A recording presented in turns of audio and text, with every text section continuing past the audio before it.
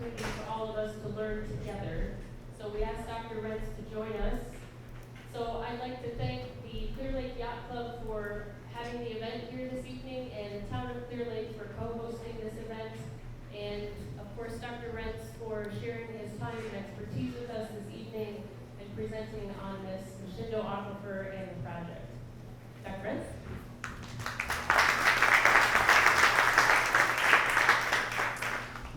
Thank you very much for having me tonight. Can you hear me, or do I really need to speak directly into this microphone? Wow, really? Yeah, Turn you up a little bit. perfect.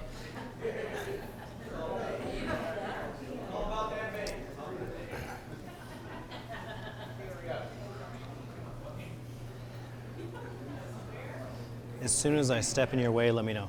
Is that a little better? Yes? No? I can shout if I need to shout. Is that even better? I can hear myself really well. Apparently you can't hear me.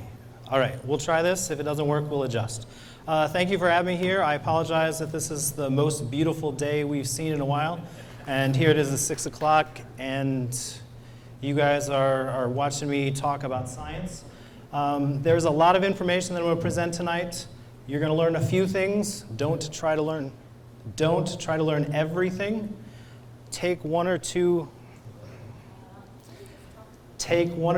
items. Go back to your nice lake cabin, chat with your neighbors, and try to come up with a good conversation starter. I have way too much information, but it's things that I think are important, and hopefully you think are important by the end of the night. I want to start today with a nice definition. I really wish the states of Indiana, Ohio, and Michigan did adopt sustainable development practices with respect to aquifers. They're not there yet. They do this for groundwater, stormwater, a few other things, but they're not quite there yet when it comes to these large aquifer withdrawals, and we'll hit this at the end of the talk. Every slide that you see here tonight, you have access to. If you go to this link, I'll share it again at the end of the talk. It's a nice little Google document. Every slide, every calculation, any data that you see is going to be embedded in the presentation so that you know where I got my numbers from if you want to learn more information. And then there are a few things that I would love for you to learn today or to think about. And first, I would love for you to be able to explain groundwater to your neighbor. All right, if you can do this by the end of my talk tonight, I would be extremely happy.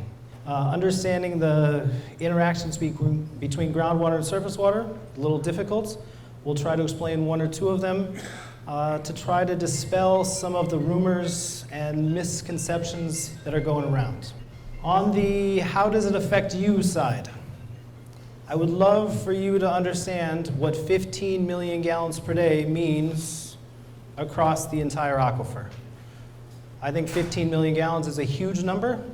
It might not sound like a lot to you.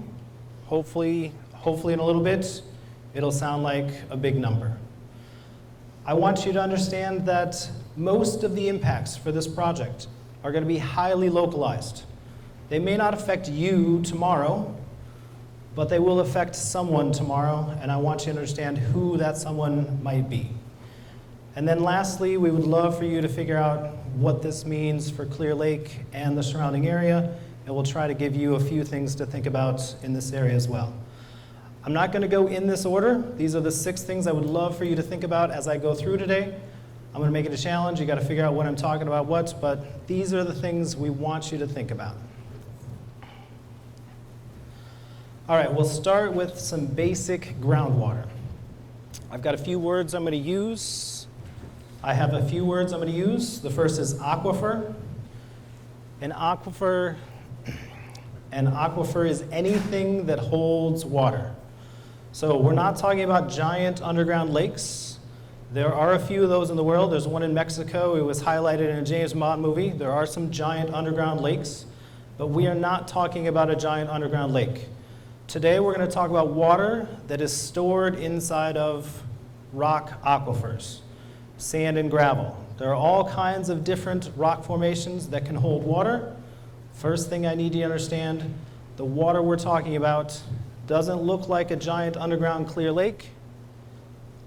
It is water that is stored in the nooks and crannies between the sand and gravel. All right, so this is the mental picture we would love for you to have as we're talking today. We have sand and gravel underground, and it has water in between the sand and gravel. So no giant underground lake. We've got water stuffed in all the nooks and crannies. Now, I love this picture for my sophomores because it shows the water. It shows the water with the rocks. But one of the problems here is that our water is over-exaggerated. All right, it looks like the water is a larger proportion than the gravel, and that's not the case. Underground, this is what our sand and gravel looks like. It's all smashed together. We got 100 feet of dirt above it that's compressing it. So our water in our aquifer is stuck in between all of this sand and gravel. All right, so our water is in these very small little holes, 80, 100, 200 feet below ground, and it is stuffed in between all of the little nooks and crannies between the sand and gravel. All right, so no giant underground lake. The water is in individual little holes in the sand and gravel. All right, and then this is the scenario we have here in Northwest Ohio. This is the scenario we have in Northwest Ohio, Michigan, Indiana. I don't know who made this graphic, but it applies pretty well. Up here where we are near Clear Lake, or Michigan, whatever your reference point is, we have high ground and we have a few lakes. Does everyone know where Harrison Lake is? Over there somewhere in Williams County. It's downhill a little bit.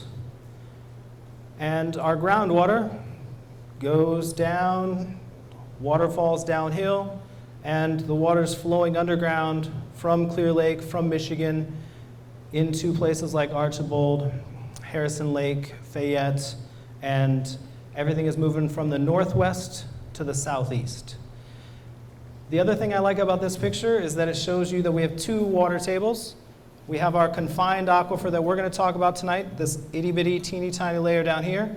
And we also have a local water table, the one that you can clearly see from the swamps around the lake. They do talk to each other. They do interact, and we'll get to that a little bit later. One of the things I don't like about this picture, it looks like this is a giant underground lake.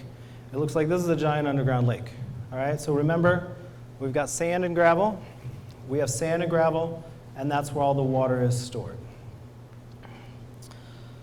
All right, so essentially the same exact diagram. This time we're talking about the sand and gravel that holds our water up here by Clear Lake, Michigan. The aquifer is near the surface. This is where we're recharging the aquifer. I don't have specific data, but I have a very strong hunch that Clear Lake is one of the lakes that recharges this aquifer. Your water is at the top of the hill. You guys are in the far northwest corner of this aquifer. This lake helps recharge all of the aquifer water that heads towards Williams County. All right, we'll get to how fast in a little bit, but your lake here in the corner of Indiana helps recharge all of the water we're going to talk about tonight. Michigan also does a good job of that, but you are certainly one of the lakes. You are one of the lakes that is going to recharge this water. It flows in the sand and gravel, and then people drill wells, and they pull it out at their convenience. One of the things I don't like about this picture, it makes it look like the sand and gravel is in a nice, well-defined layer, and we know exactly where it is. There are places where we know exactly where the sand and gravel is, but many times we don't know where it is unless we drill a well. All right, so I like this representation because it shows recharge. Your lake is helping to add water to the aquifer, but I don't like that it makes it look like we know exactly where this sand and gravel happens to be. All right, in some places we do, others we don't, and we'll show you that in a bit as well.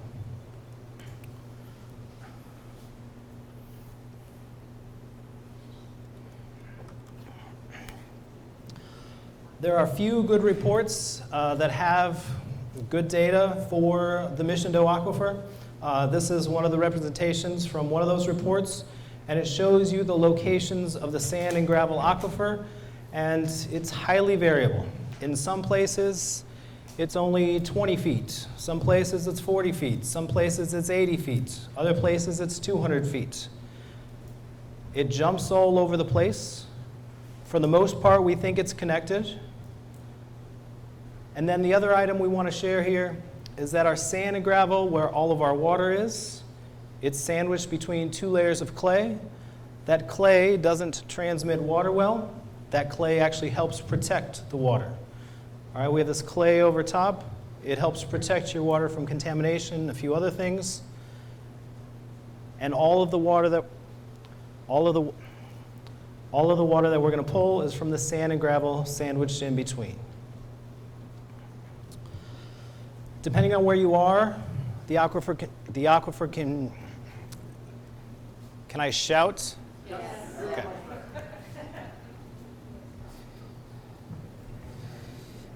Is there an off button? Is there an off? All right, if I don't shout loud enough, let me know. I apologize. Depending on where you are, the aquifer is thin, 20 feet, and you don't get much water from those wells that are in 20 foot of sand and gravel. Other places, it's really thick, and you can have 120 feet of sand and gravel. You can pull a lot of water. Some of the cities around here, Bryan, for example, they have wells that are in 120 foot thick sand and gravel. They pull out 1 or 2 million gallons, no problem whatsoever. And again, the thickness, it's unpredictable. Some wells, 20 foot, go a mile down the road, 100 feet, go a mile down the road, and it's highly unpredictable in the area. One of the things that we need more information on.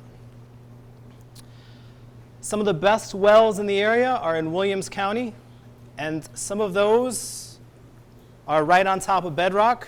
So we've got some granite, some other formations down here.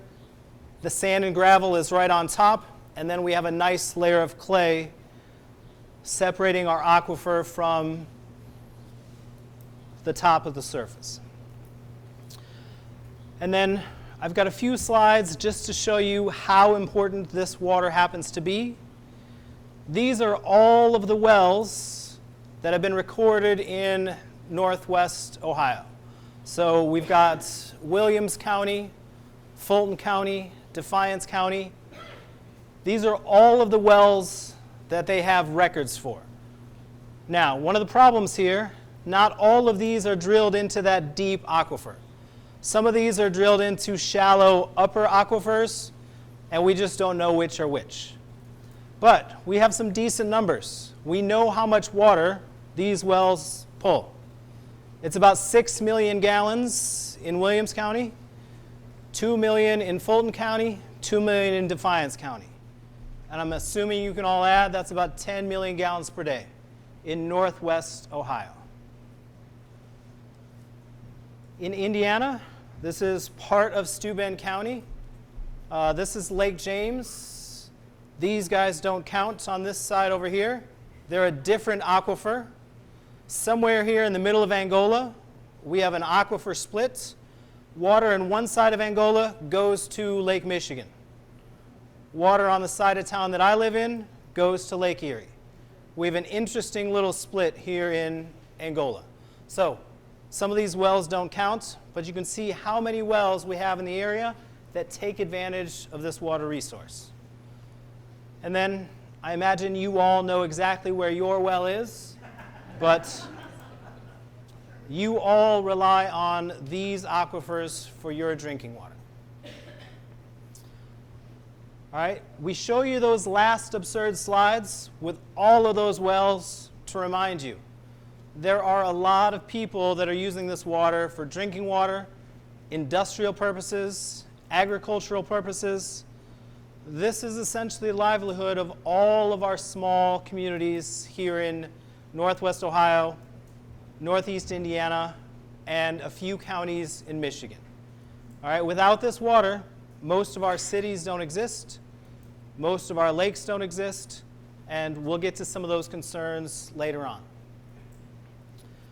Now, it sounds like some of you know a little context, some of you don't. I'll try to give you a detail or two, we'll see. I used to say imagine a 10 million gallon per day project, but recent events in the news, it looks like we're looking at 15 million gallons per day today, and then the population of the cities that are looking at this water are growing faster than your communities are. So I put the plus there to remind you, these suburbs of Toledo that are looking into this water are growing at a much faster rate than anybody else. So yes, it's 15 million gallons per day today, but next year it might be 15 and a half. A few years from now it might be 16 million gallons per day. So 15 million gallons per day is a low number. And we're going to pump it from our aquifer. Here's the boundary. And we're going to try to pump it all the way over to some of the suburbs on the west side of Toledo. All right, this is the proposed project. There are a few things that have gone through. Ohio DNR has looked at this a little bit. Ohio EPA has had a meeting or two. You can see their meeting notes. They are in the process of starting this. But one of the things I need you to remember today, this number that I'm quoting is 15 million gallons. The cities that are looking at this need 15 million gallons to keep their residents happy. And at different points today, we'll see that 15 might be a hard number to get to. For a little perspective, I think 15 million gallons per day is a huge number. From our best estimates, all the people that use water from this aquifer is about 75 million gallons per day. I actually think this is a rather large number. It assumes that we're taking water out of some rivers, we're taking water out of some lakes. I think this number is overinflated at 75 million gallons. But if you add 15 million gallons onto that, you can do your math pretty easy. We're now up to 90. 75, 90, they don't seem that different. And we'll try to convince you that it is a big difference here in a little bit. But we're going to try to put this in some context.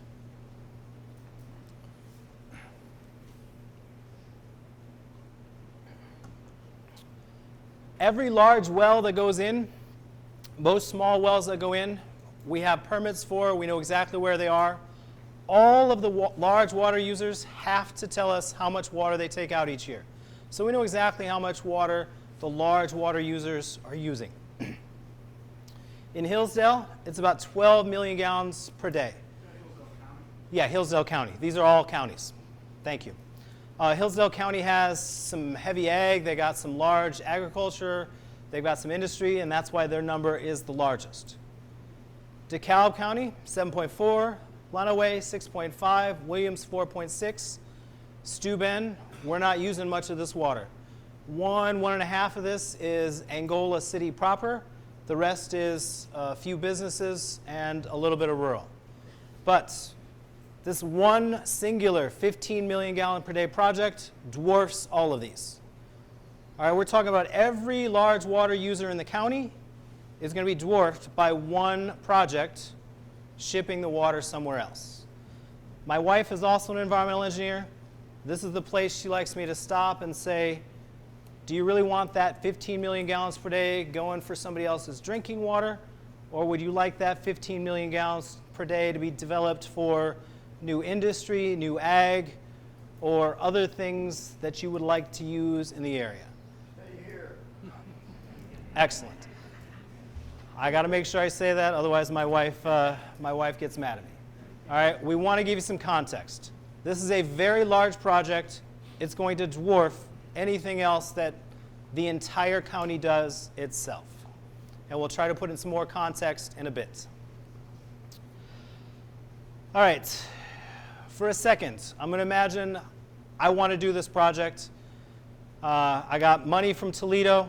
They're looking into new water. They are looking for a water supply. Where could I find a good water supply? This map is from the Fulton County Water Supply and Demand Analysis Report. You can find this online. It has some interesting things. And they have a map that shows where the good aquifers happen to be. We know one of the well locations is right outside of Fayette. And looking at the map, this is a good place for water. I know you can't read the number, but the high end here says 500 gallons per minute. And I like to talk million gallons per day. So 500 gallons per minute is about 3/4 of a million gallons per day. This is what a typical good well can produce in the area. One really good well near Fayette can produce a little under 1 million gallons per day. All right, think about that for a second. One well, less than 1 million gallons per day. We need 15 million gallons. So how many wells do we need? 20, 30, and that's something else I want you to keep in the back of your mind. In the news, the battles that have been going on with different community groups and such is over one well that has kind of sort of been drilled. All right, so we're at the very, very early stages of this project. They're working on one well. They need 20 or 30 to get up to the 15 million gallons per day that they actually need. All right, so remember that for some context. Because they need so many wells, they're going to have to look at other places. They can't fit all the wells that they need up here near Fayette. It's just not physically possible. The parties responsible also own some land right here on the Tiffin River. So I'm going to talk about this site as well. It has not been in the newspaper much, but this is a property owned by the same group of people. It will show up in the news eventually when they start to drill here. So I've got two locations I'm going to talk about so that I can talk about some of the issues that might arise. They're both in good spots for developing wells, about 1 million gallons per day. These are great places to pull out water if you've got a small city, if you have a large farm, if you have an industry. I don't know that they're great places to pull out 15 million gallons per day, and I'll try to see if I can't convince you that here in a bit. All right, let's see.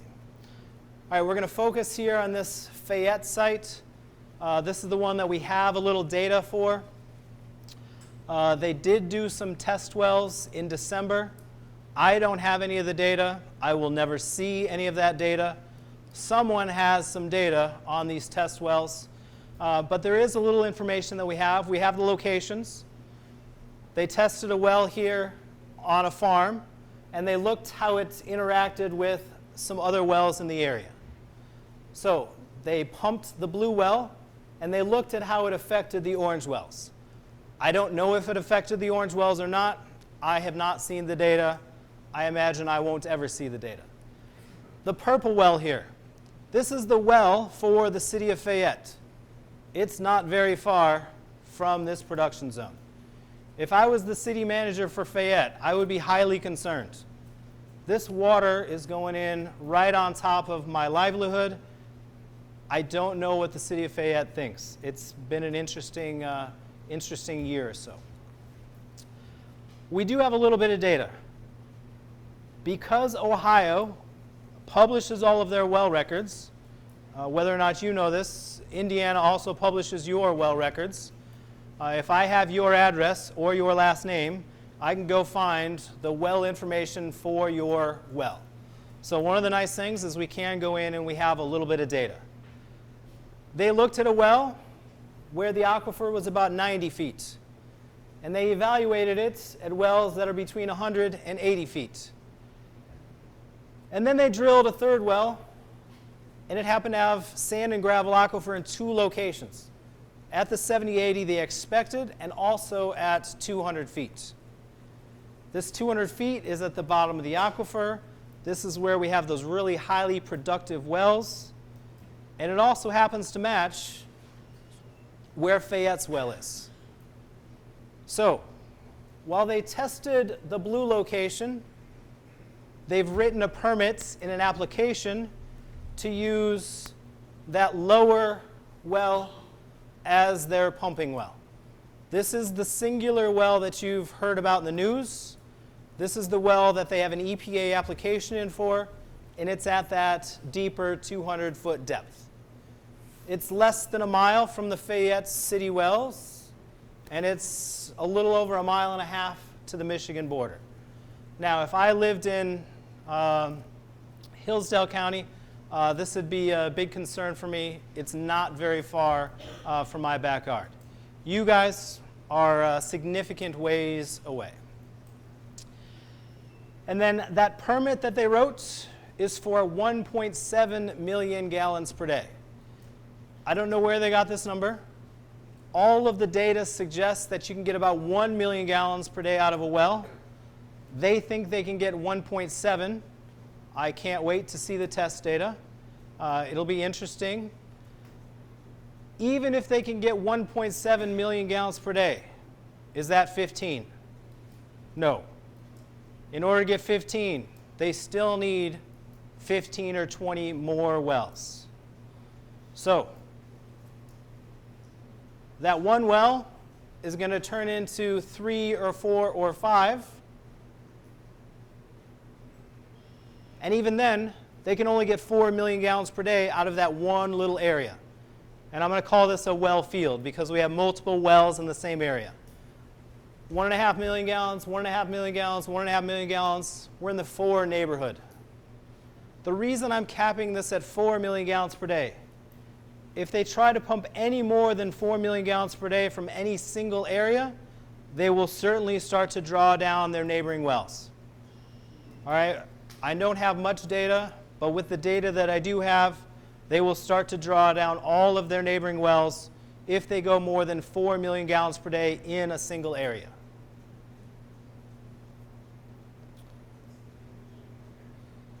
All right, let's shift a little bit.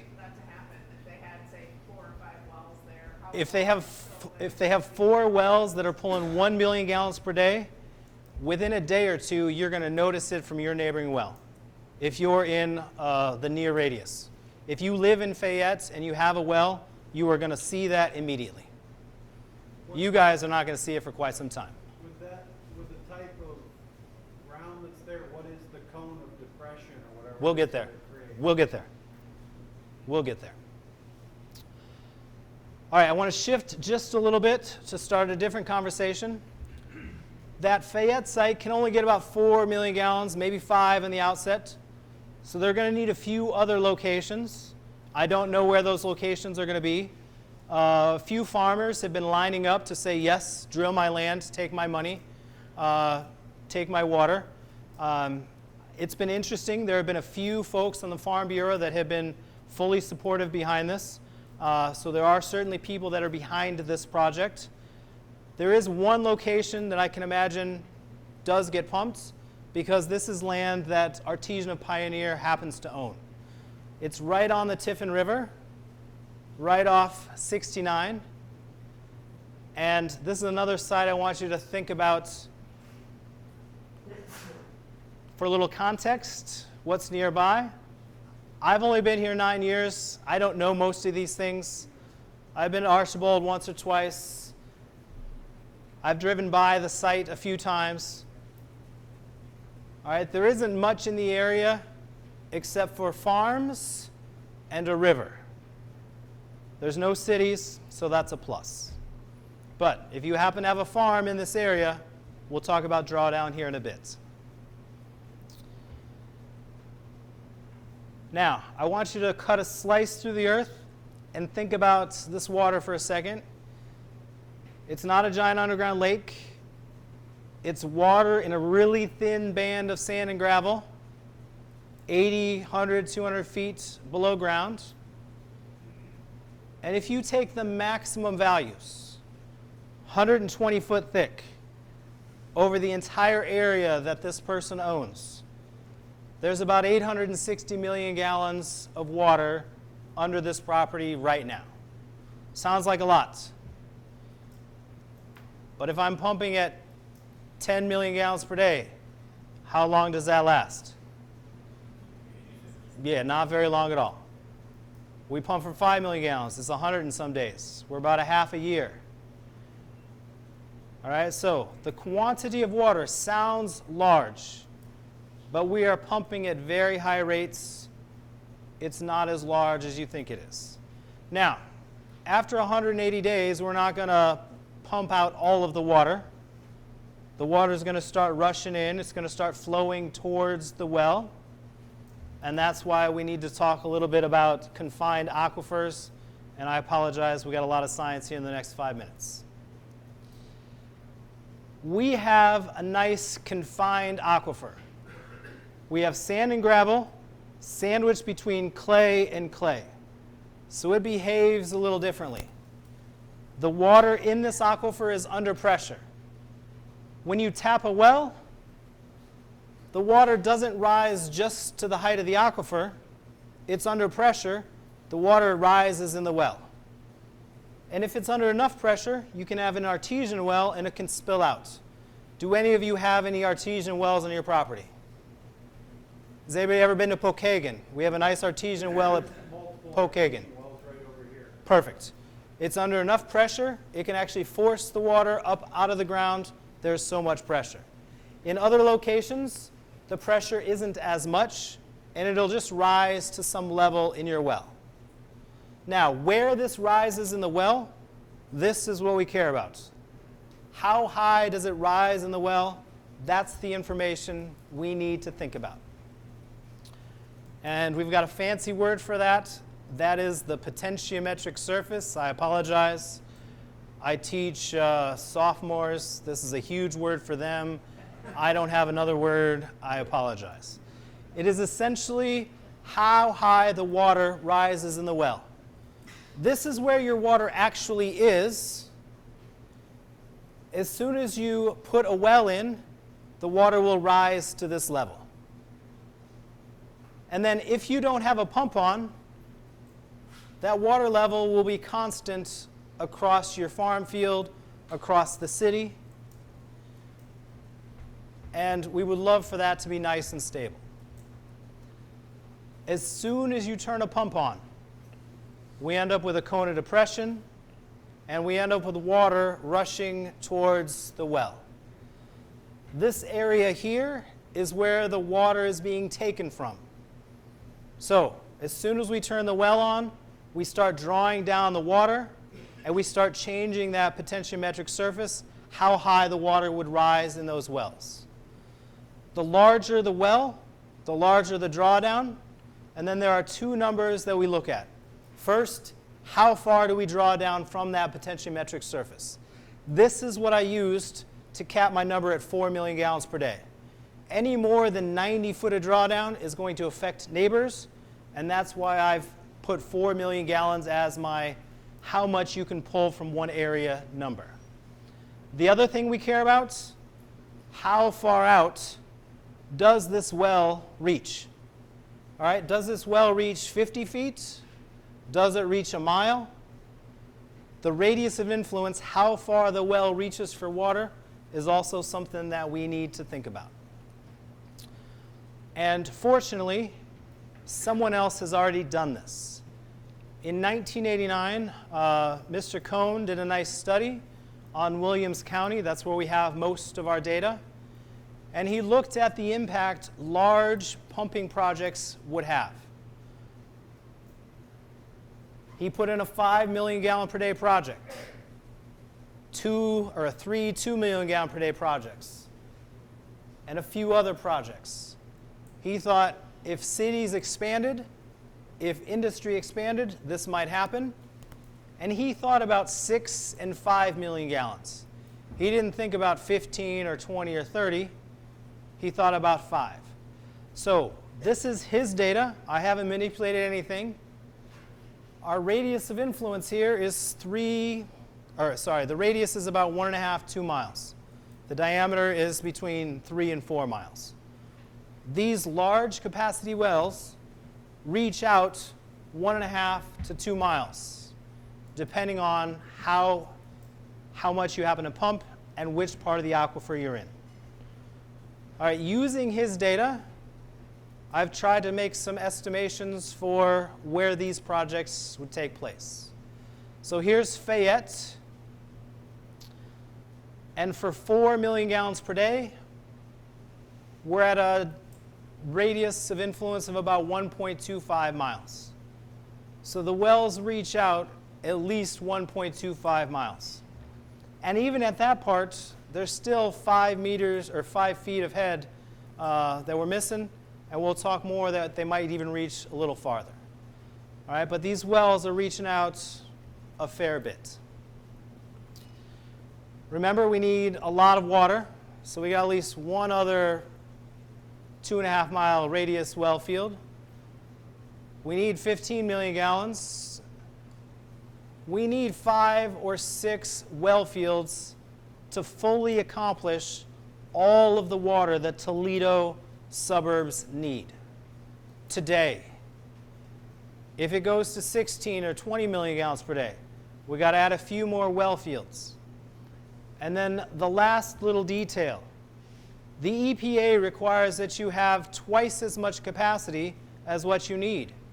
So if you need 15 million gallons on a daily basis, you have to have enough wells to meet 30 million gallons. So I have the 15 here, probably 5 well fields. In reality, we would probably need 10 well fields, 9, 8. These are good guesses at this point. But they're going to be sprinkled all over Williams County and Fulton County. And again, I have no idea where the locations are going to be. I'm making good, wild guesses. All right, enough science. There are several things that I see in the newspaper, several things that I've heard on newscasts, and I really hope that you aren't repeating these, some of these misleading statements when you have conversations with your neighbors and friends. So not that this is a public service announcement, but we want to make sure that when you talk about this, you don't share some of the misleading things that have been stated in the press and some other places. All right, first, you will hear that there is a lot of water in the Mission Doe. Now, is this true? Absolutely. It is 100% true. But it doesn't matter.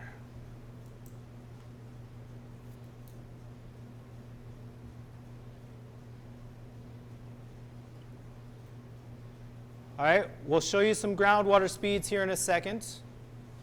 Groundwater moves at a rate that you can't possibly imagine. When you go to fill your pool, you can see it fill up in a matter of minutes. Groundwater moves at a rate that you can't possibly imagine. So, when we turn a well on in Fayette, it takes forever for that well to impact Clear Lake. And we'll get to that in a bit. So one of the misleading arguments here is that we have a ton of water. Yes, there is a ton of water. The problem is, in the localized spaces, localized environments, we don't have a lot of water.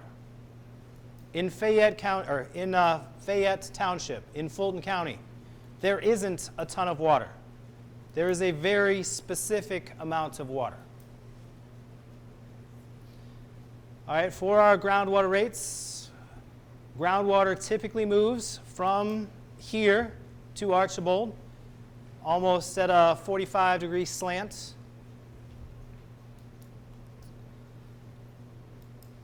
Very well-published numbers. Groundwater velocities are about 0.5 to 2 feet per day.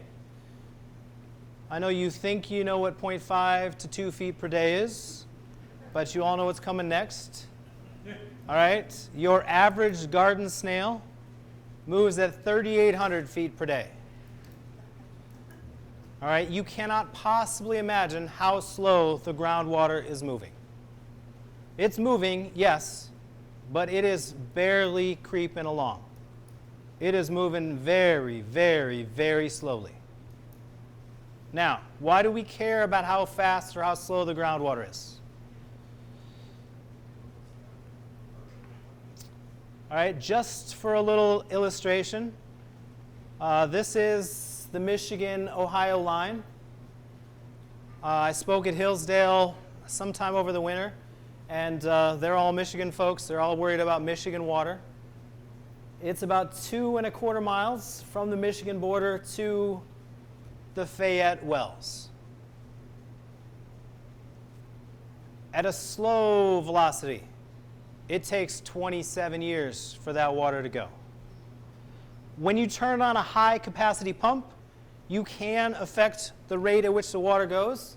You can increase the speed a little bit, but maybe to 6 or 7 or 8 feet per day. And it still takes 5 years for that water to go 2.25 miles.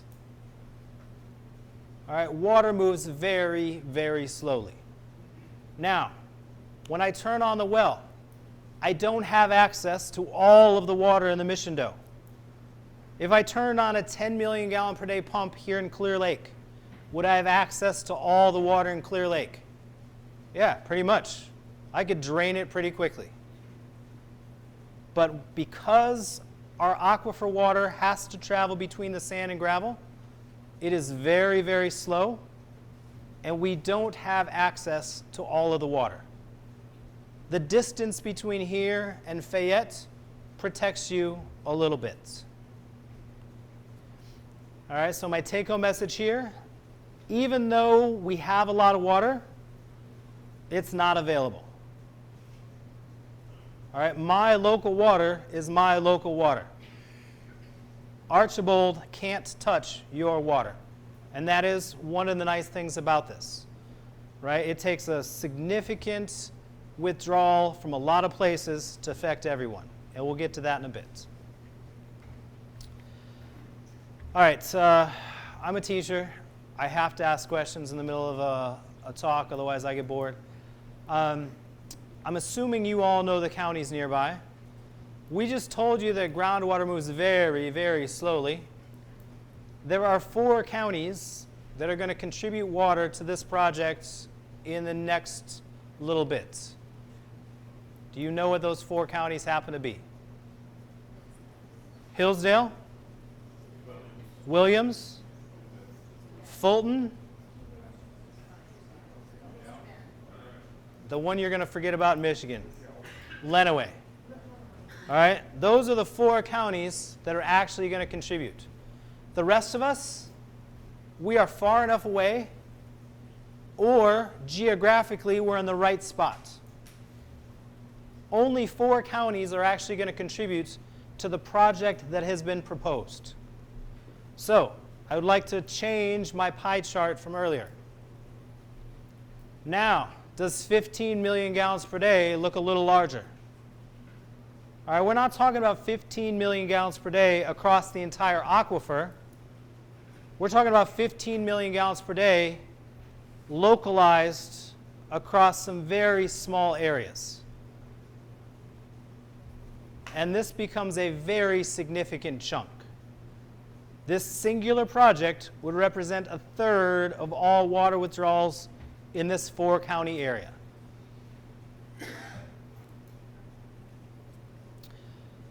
All right, another misleading statement. Again, my wife's an environmental engineer. We happen to work for a man who spent most of his time talking about water resources. So we've been thinking about this for 20 years. Frequently you hear that groundwater is a renewable resource. And after the rains that we've had this spring, it's going to be really hard for me to argue that it's not.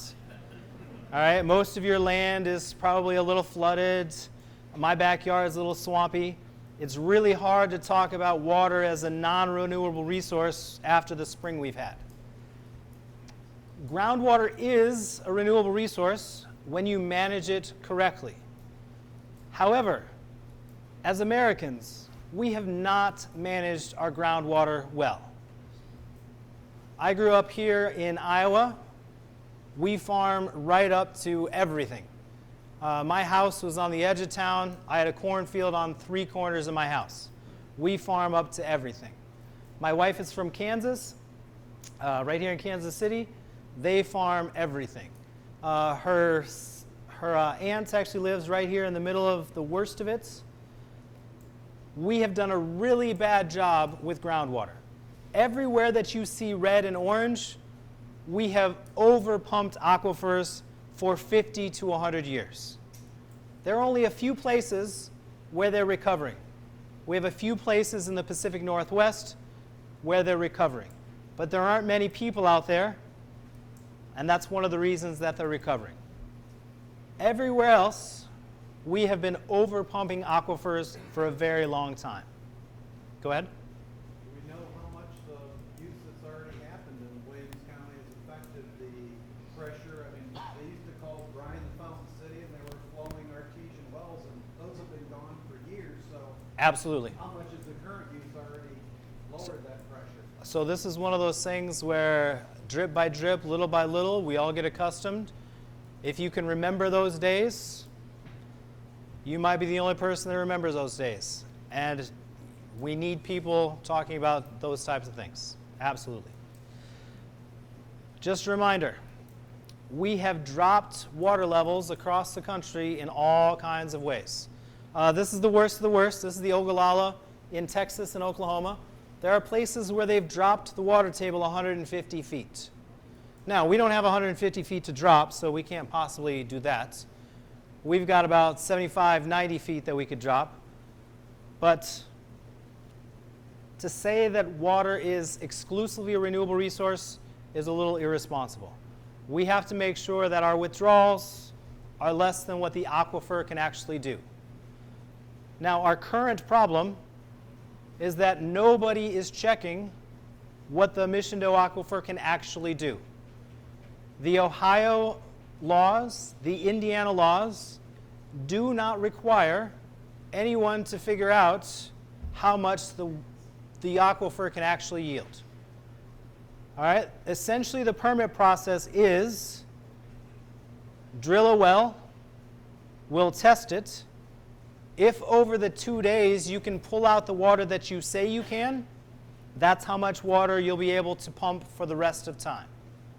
Now, if you happen to disrupt your neighbor can sue after you've already got the well in. All right, so our legal system, both in Indiana and Ohio, only allow for checks after someone has taken your water. As an environmental engineer, this is really hard for me to live with, but it is the laws that we currently have. And this is one of the reasons why I tend to do these talks whenever possible. Yep. 4 counties being impacted in the short term. Yep. In the 25 years. Okay, so we've got somebody that's pumping out of Williams County, Northwest Ohio area. What happens to this whole process if you get somebody in Hillsdale that wants to do the same thing? Yeah. Pump into Detroit. And So then that's you get my. somebody in Steuben County. He just stole my big closer. All right. So, yes, I will get there. I will get there. That's my big closer. Yep, we'll get there. Where's Toledo get the water from today? They're getting it from Lake Erie today, and that's their problem. They had that big algae bloom. They had the toxic algae, and that's why they are concerned at this point. And what is that caused by? The Oh, algae bloom? farming, irrigation, industry. Yeah, Basically, is that ton of things. Ton of things. That could be another 2 hours. Thank you.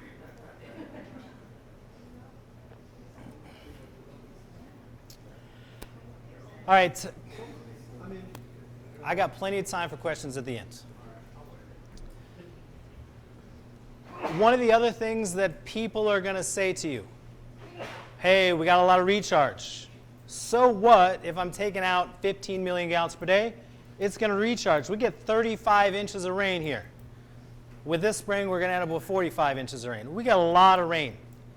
We get recharge. And we showed you. Here at Clear Lake and in Michigan, there is really good recharge.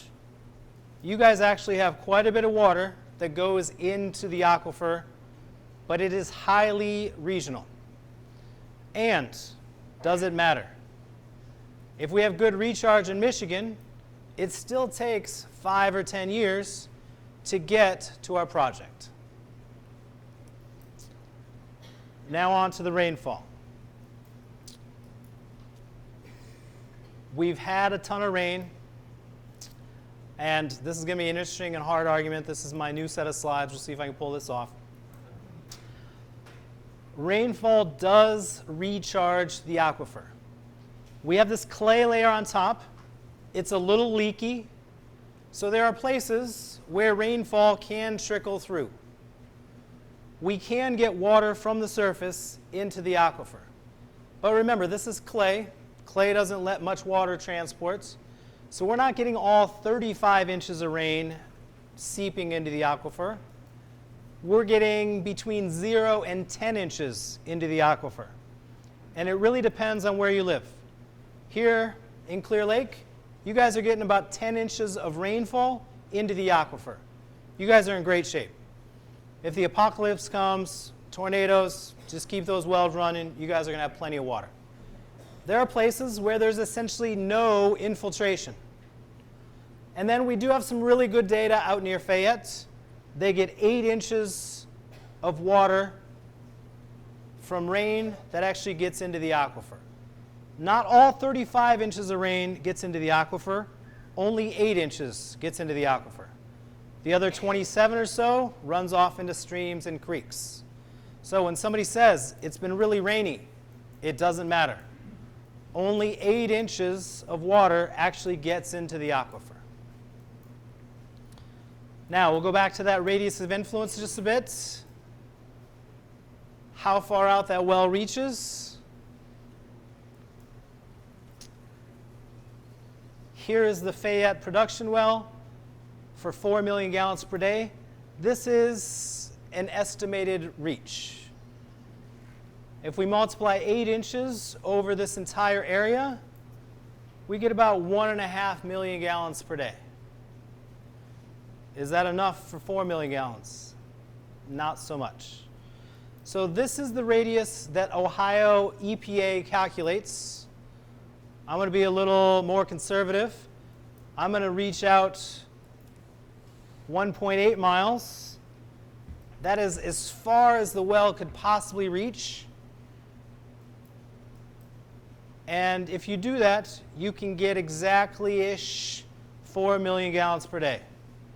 Now, does that cover that series of wells? Yes. Does it leave anything for anyone else? Very good question. All right, so one of the problems that I've come into when I've looked at all of the data and all of the previous studies, every time I turn around, the numbers are way too close. 10 million gallons matches what every other county does. 4 million gallons of rainfall matches the numbers that they can hit. They're right at the limits every time you do some type of calculation. Again, I only have a limited amount of data. I don't exactly know what their numbers are perfectly, but we are at a level where we need to ask good questions. We need Ohio DNR, Ohio EPA, Indiana DNR, Indiana EPA to ask good questions. The amount of rainfall that goes into Lake Erie is being polluted, and they're using the rainfall out of the Lake Erie to use the people that's there. Yep. Is the problem not what we're doing to the soil and the land that's polluting Lake Erie that's causing the problem? So- And why are the aquifers being, why do we have to sacrifice the aquifers to pollute, not solve All right, so let's. the original problem? So your second question, the why is the aquifer being looked at? Because someone offered it as a suggestion. As an environmental engineer, this would have been my 5th option. But that's not what happened here. What happened was someone said, I can get you water. Would you like to investigate this option? And they said, yes, absolutely. and they charged a very small amount of money, and it looked even better. So it looks like the This is not the way projects... people to take it away from our children and our grandchildren for use is worth more than what we're saving the planet for. So- I mean, really and truly, is that's not the case. Well, sir, So I can't answer that question. bottom line is, if you want to eat, do you want to eat? Going back to my wife's statement, she would love to see this water used for other purposes. That's a good question. All right, one more false statement. I actually have a false statement for you here. Unpumped recharge is surplus water. I've heard this a couple of times. This came out recently in a news break, actually. This statement, patently false. All right, if we don't pump it out, it's not surplus, right? Nature was here long before us. All right, nature has been taking care of this water for a long time. Just because we don't pump it out doesn't mean it's extra water. All right, and most of our groundwater tells us this. All right, this is a well in Williams County. It's been really steady over the last 15 years. If this was excess water, it would keep rising and rising and rising.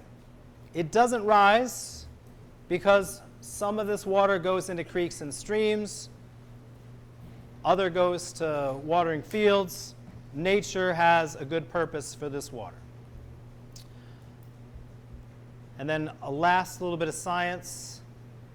We want you to know some connections between groundwater and surface water. You guys see Clear Lake every day. You love it as a surface water source. For those of you that were there when you pumped your well, you remember what groundwater kind of is, but you often don't think about them working together. In our area, groundwater feeds our creeks. Yes, our creeks have water from rain, especially this week. But when it's not raining, our creeks are still full because they're getting water from the ground. And in our area, a very significant quantity of our creeks and streams get water from our aquifers. So if we overpump this, are some of our creeks and streams going to run dry? Absolutely, it's a possibility.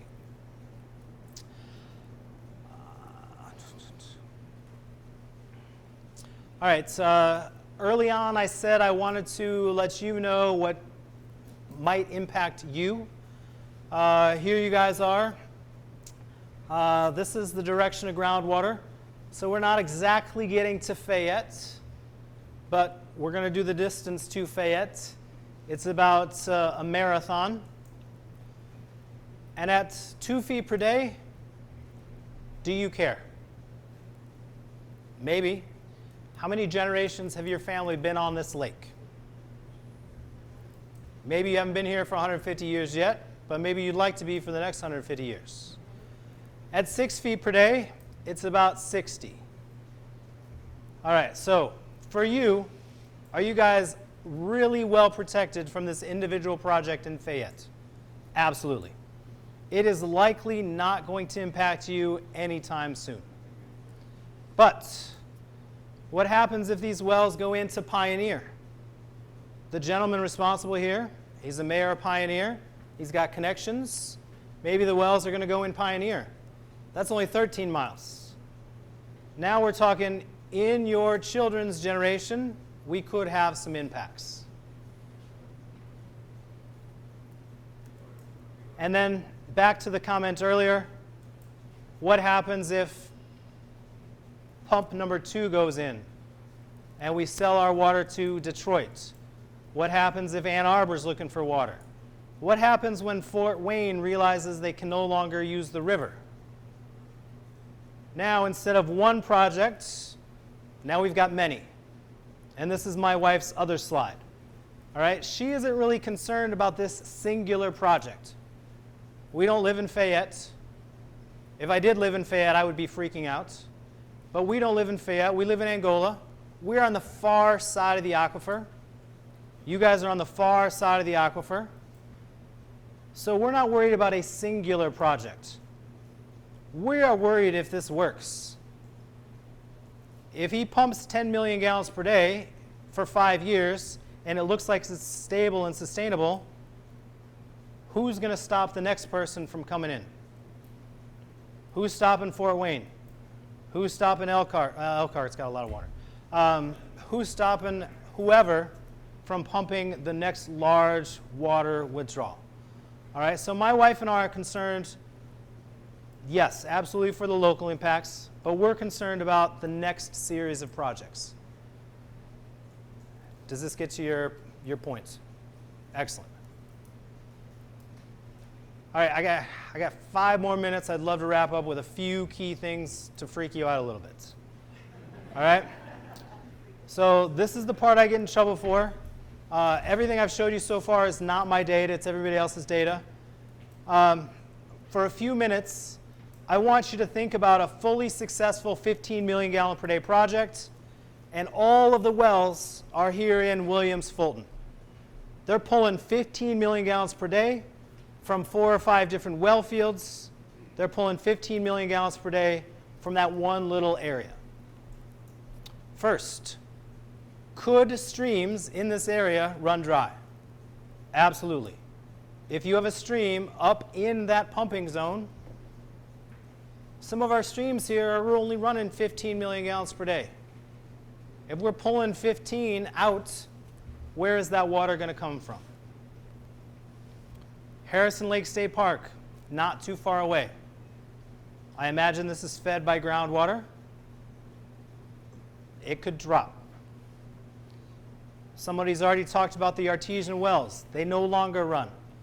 Any artesian wells that are currently running will no longer run in that area where all of those wells happen to be. Now the rest of the county, Clear Lake, you guys are going to be fine. But in that particular area, these problems could arise. And then, I didn't think about this originally. A lady down in Auburn suggested this. One of the problems with confined aquifers is that they are under pressure. We have sand and gravel with water in it, and it's under pressure. What happens when we put a well in? We release the pressure. As we pull 15 million gallons per day out, we're going to depressurize the system.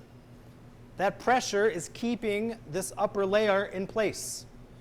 As soon as we depressurize, we have no idea what could happen. That water pressure is supporting the upper levels. When we drop that pressure, we could get collapses. All right, the math here is crazy ugly. I need to know way too many things. I have no idea to predict, but we could get sinkholes in the area where the pumping has occurred. And now when people tell me this isn't possible, we go out to California.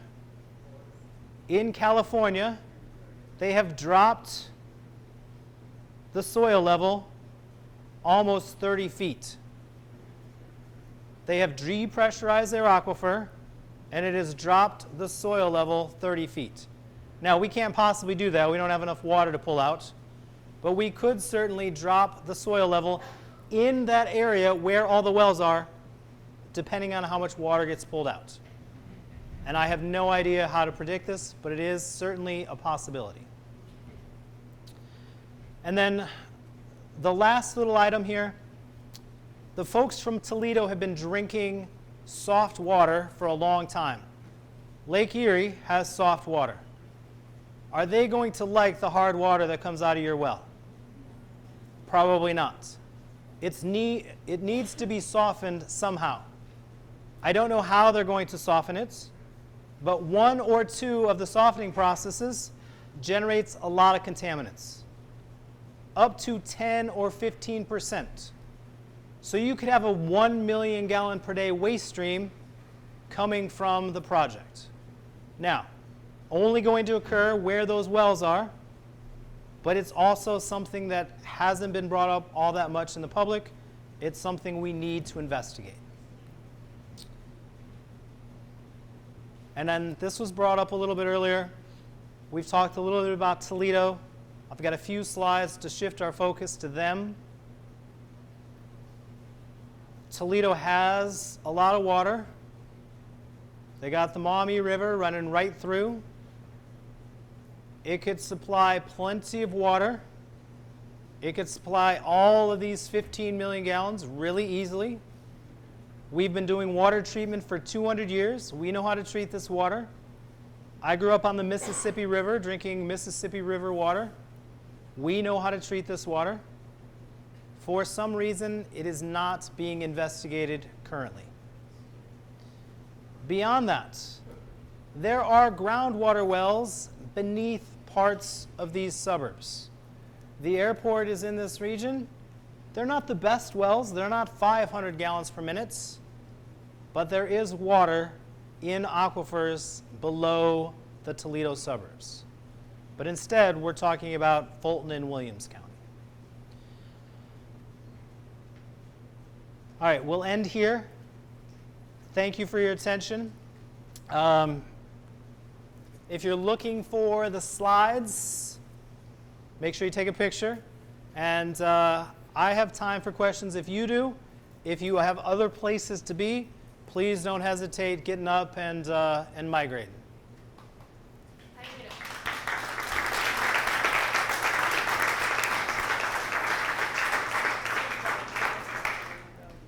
So I'm going to bring the mic around for anyone that is soft-spoken so we can make sure we can hear your question. But if you want to start questions, go ahead. Question?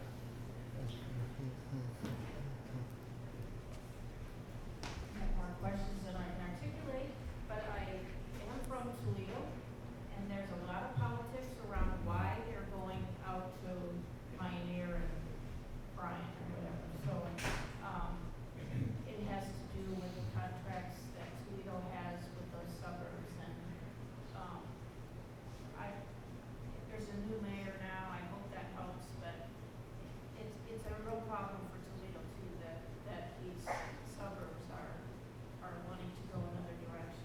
Yeah, absolutely. And from the politics side, I definitely have to steer clear of any comments there. Well, that's gonna eliminate all the questions. Because really, that's what's driving it, isn't it? I mean, it's Toledo and the suburbs not willing to treat the water from Lake Erie. So he just asked, is it the suburbs not willing to drink the Lake Erie water?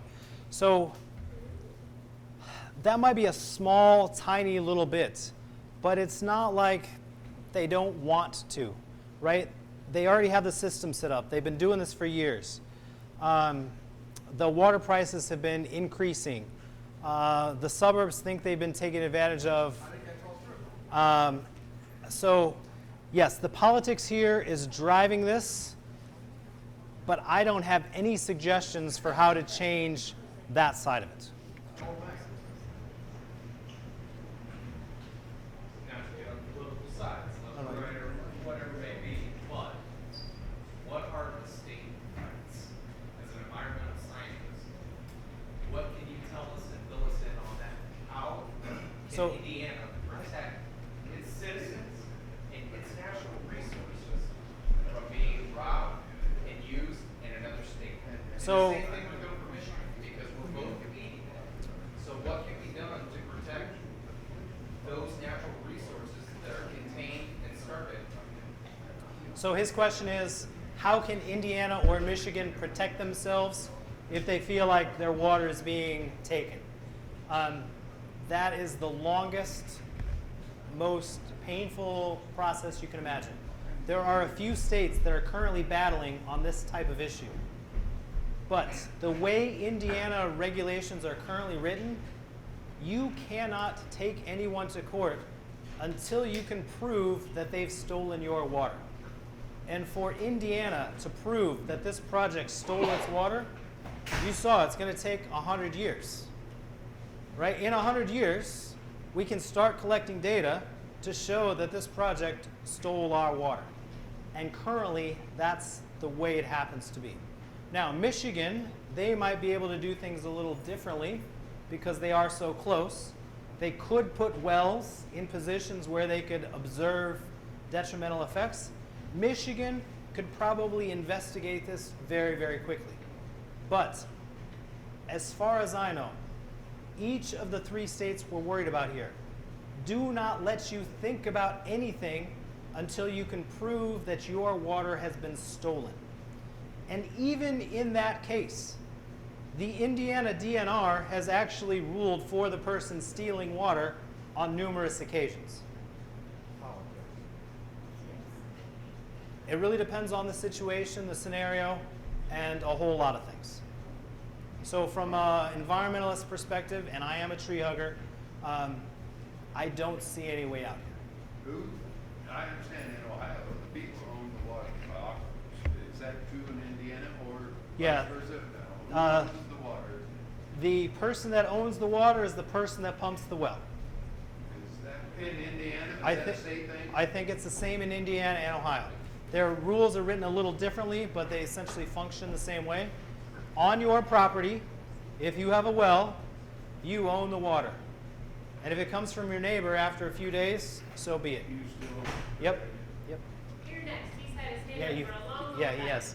I have a lot of questions, but I'm not gonna hold the meeting up. Is there another place we can ask questions after this meeting to get the answers? Oh, that's a good question. That's a good question. All right, but while we're on this, I have a paper that has Okay, perfect. That's all. Perfect. So the best place to go for questions after this Yep. is the Williams County Alliance. The ladies there have been working on this for more than a few years. They have a lot of good resources. Williams County Alliance, they have a good Facebook page and a few other resources. okay. They, Flyers here, if anybody wants to go Okay. down. It's got a long- I'll take one. I'll put them up at the front table here. The aquifer in question, is that a done deal? That's gonna go? what do you mean? The wells in question? Yeah.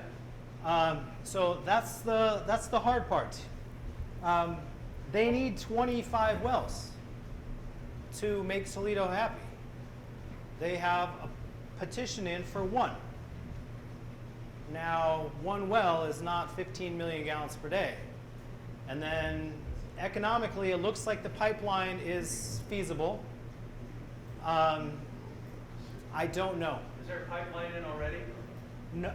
So the reason the Fayette location looks so good is that the Toledo water system extends all the way past Sylvania into a small little, they only have to go like 10 miles So from he has- Fayette.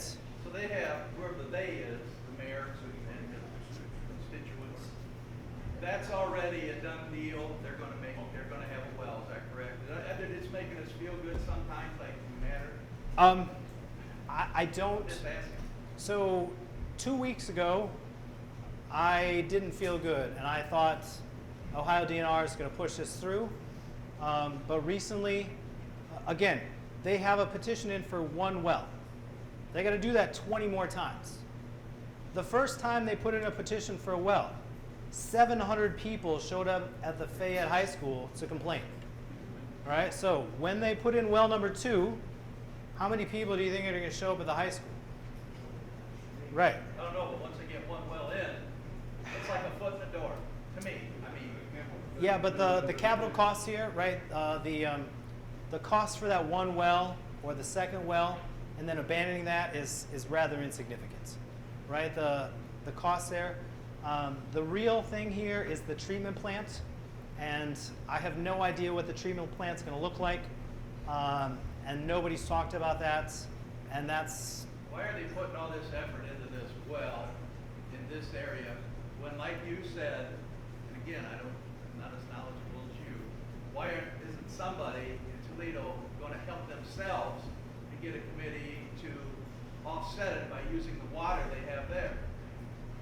So this is not how these projects typically work. Typically, the suburbs say, you know what, Toledo, we're done with you, we don't want your water. They hire an engineering firm to look at good resources. And then they look at local wells, Lake Erie, the Maumee River. Something I used to have in my slides, I didn't today. There's a wastewater treatment plant there that makes 30 million gallons per day of treated wastewater. They could use that. They have 30 million gallons of water that they just put in the Maumee River. They could treat that. In Sweden, they just made a beer out of treated wastewater, so don't tell me it's not drinkable. That was called Stroh's in my day. But Fire brew. yeah, but that's not what happened here. What happened here is someone saw an interesting political situation, and they went to the Toledo suburbs and said, "Look at this spectacular option that I can deliver." But who are the they? Ed Kidston. So Artesian of Pioneer. Yeah. Artesian of Pioneer. Ed What's in Kidston. it for him? He's gonna make a shit ton of money, buddy. Danny's gonna run the business thing Yeah, I'm sorry. I'm going back to the room now. We hear about the Williams County Alliance wanting control over the whole project. How is that going to work and how would that? So- Where is that? So when you say project, you mean water withdrawals or? No control over water withdrawals, yes. Oh, so the Williams County Alliance, what? His question is, we hear the Williams County Alliance wants control of all water withdrawals. So the Williams County Alliance has tried to make some political maneuvers here. They've tried to pass a few things to change how representation works so that there would be some local control over projects like this. It's a political maneuver that they're trying. From my perspective, I don't know how well it's going. And it's not like a last-ditch effort to try to stop this, but it's a political move to try to stop this project. They don't actually want to control the water in the area. They just want a mechanism to try to stop this project and other projects like it. I gotta kind of disagree with you. I do know quite a bit about this. The Williams County Alliance is pushing a charter amendment to change the government structure of Williams County to allow the county commissioners to halt any type of withdrawal of any natural resource for human consumption. If you read the charter amendment, which is full of a lot of legalese, it is clearly, it's written by the Environmental Defense Fund from Pennsylvania. These lawyers are former members of the Obama administration EPA department, and if you read that charter amendment, it really terribly is frightening about the power that they want to have over the control of local government. Which could affect local businesses, local farmers. Absolutely. A lot of It has local people. Absolutely. a tremendous amount of unintended consequences. I have a copy of the charter. And I have no additional information on that. I have nothing at all. Is there anywhere in the United States that has been a similar problem and you addressed it, either like Joe just suggested? Using the charter, I don't know. Or any Oh yeah, out west they do everything. They've done everything you can possibly imagine. Some of the water rights in Texas, like if your family's been there for 120 years, you have right to the water, not the person that actually owns the land. There are towns in Texas that drink recycled wastewater because they have no other option. But there are projects like this, right? Las Vegas, where do they send their water? They send it to LA. So Hoover Dam sends their water to LA. So they've done this, and every possible solution has been tried. Currently, there isn't enough political pressure to change things in Ohio and Indiana and Michigan. The voters tried recently to pass a few Lake Erie Bill of Rights and things, and that hasn't gone very well. There are some very interesting political powers at play here. I can only talk as much as I can about the science. So basically the water wars that have occurred everywhere else are coming to the last most plentiful water source in the United States. Is that a fair assessment? So I don't think you're the last place, but yeah, this is definitely. I mean, one of the most plentiful, and I mean, for years, Yeah. all the mega dairy farms that were in other parts of the country have moved here. Like one of these mega dairy farms that has 10,000 head of cattle producing thousands of gallons of milk every day. How many gallons are they using? I mean, is the EPA actually monitoring? Because when I've been to other meetings, they're saying that they're not really monitoring the amount of use that they've already had at many of these farm operations, is my understanding. So they report some numbers. and the Lanawina, or the Hillsdale number. The Hillsdale number is high because of how many dairies they have. Yes. All right, that Hillsdale number is the largest, Yeah. partly because of some of the ag operations that they have. All right, DeKalb is high because they have Steel Dynamics and a few other high energy places. Williams is high because they have a few different types of ag. Every county is a little different, and every county has their own individual problems. But is Trying it- to pin this on one singular type of thing Yeah. is very dangerous. But is it fair to say that most of those operations have come here because they can't do it in other parts of the country still where? Oh, there's the water water's already everywhere. been compromised? There's water everywhere. Okay. This happens to be the cleanest, easiest to get to, and easiest to treat. The one thing that, I mean, maybe this is more, what I was told and heard at several of the other meetings in Ohio is that the biggest reason they're not getting any traction with the state level politicians is because the Farm Bureau has so much influence, they don't want anybody to start questioning and monitoring how much water, because it affects the profits from the farming and the other industry. So if they're gonna look at, do any stop on this, it stops the other. So that's why politically, it's gonna take a lot more pressure to get anybody to do any kind of regulations. Is that, All right, is that a fair so assessment? I cannot comment on that, but what I would love to do is ask an add-on question. Those farms are pulling out 1-2 million gallons per day. This project is 15 to 30 million gallons. It is a very different beast. And if you are concerned about those farms, you need to be extra concerned about this and raise it as a separate issue to those folks that you can. That kind of leads to my question. You said you can't pinpoint it on one thing. It's going to have a large impact. Speak up, please. I'll repeat it. Can't hear you. Hey, sir. You're talking about having a large impact from not one specific thing. But when you were going over the numbers earlier, you said 15 and 75 was actually being pulled already. Yes. So you're talking about a 20% increase. I can pinpoint and say that that's one thing that can have a drastic effect. Yes, absolutely. And it's worse than that, right? Don't say 15 over the whole aquifer. Say 15 over Williams, Fulton, Lenawee, and Hillsdale. About 25 years ago, we were gonna have a nuclear waste dump. Yes. In Austin. In Hillsdale One County. person that lived here at Clear Lake that said, you're not gonna have a nuclear waste dump. Who was that person? I wish he'd stand up. Help us.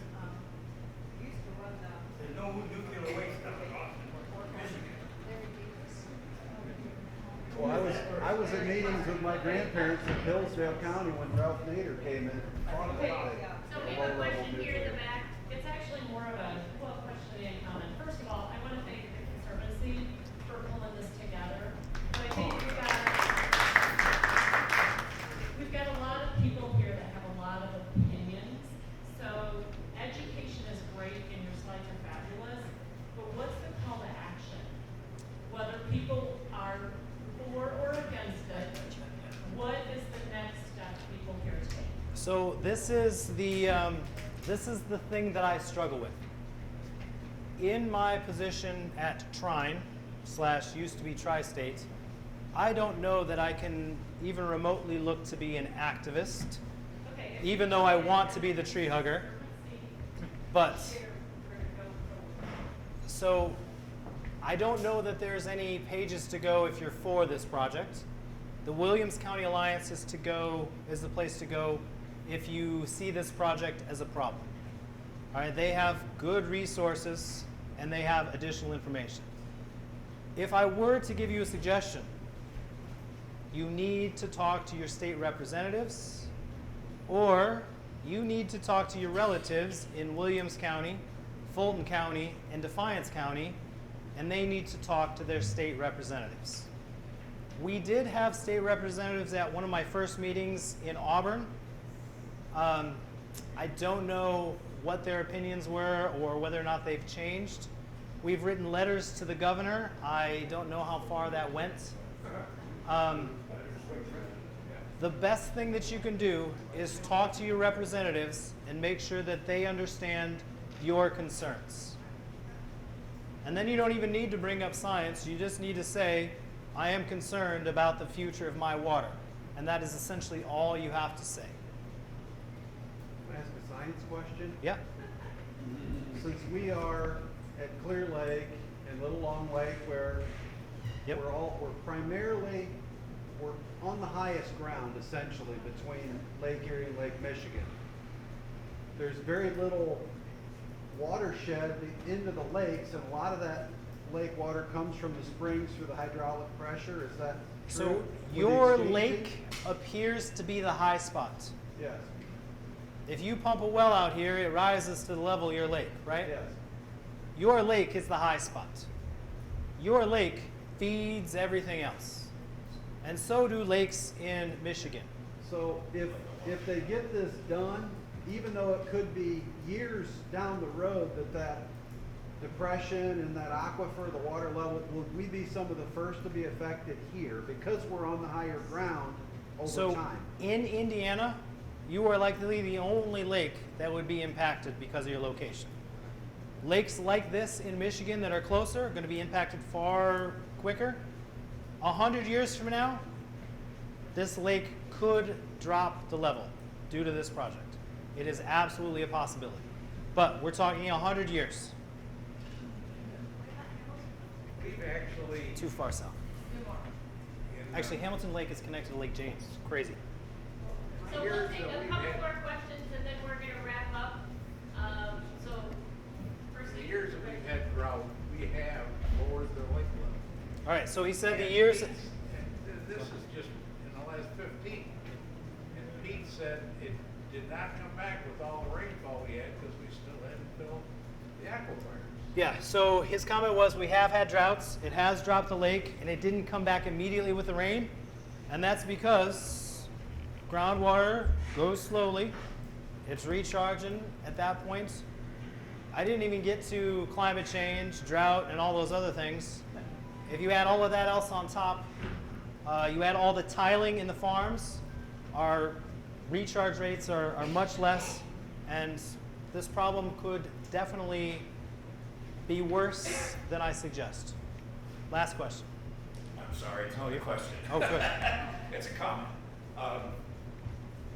We're upset about different kinds of things, but it lies upon the responsibility of each and every one of us to be a community of stewards. And that's what the Conservancy is all about, and what it's attempting to do. And it doesn't matter, I mean, the little things that you can do can contribute to the clean water that we have. Dan Remy here is the head of the Water Quality Committee, and we're testing all the creeks and the water, and we're trying to do all we can. But each and every single individual has to think about what they individually can do to protect and work with the water that we have in Clear Lake. And that may be giving up some of the toys that we have on the lake. It may mean giving up the green lawn.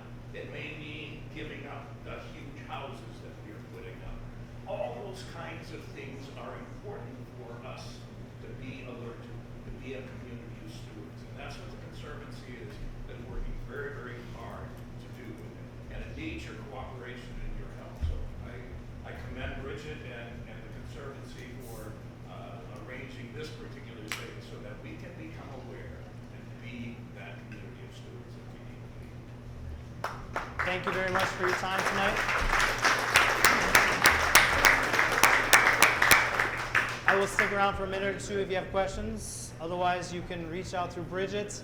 My email address is easy to find, but I try not to advertise it. But if you search for it, it's easy to find.